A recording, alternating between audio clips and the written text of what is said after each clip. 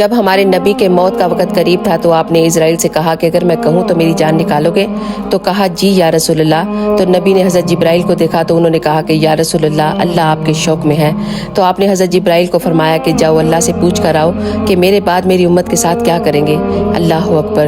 جبکہ ان کو پتا تھا کہ میرا ایک نواسہ زہر میں تڑپ رہا ہے اور دوسرا نیزے پر بلند ہوگا، لیکن آپ نے ان کا نہیں سوچا، اپنی امت یعنی میرا اور آپ کا سوال کر دیا۔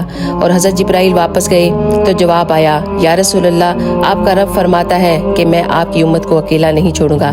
میں آپ کو یقین سے کہہ سکتی ہوں کہ اگر ہمارے نبی یہ سوال نہ اٹھاتے تو آج میں اور آپ خنزیر بن چکے ہوتے۔ آج ہم وہ سب کچھ کر چکے ہیں جو آج سے پہلی امتوں نے کیا تھا۔ اس عذاب کو اگر کسی چیز نے روک رکھا ہے تو وہ ہمارے پیارے نبی صلی اللہ علیہ وآلہ وسلم کی دعائیں ہیں۔ کوئی نبی، کسی نبی نے بھی اپنی امت کے لیے اتنا نہیں روئے جتنا ہمارے نبی ہمارے لیے روئے ہیں۔ تو پھر آپ نے اسرائیل سے کہا کہ آؤ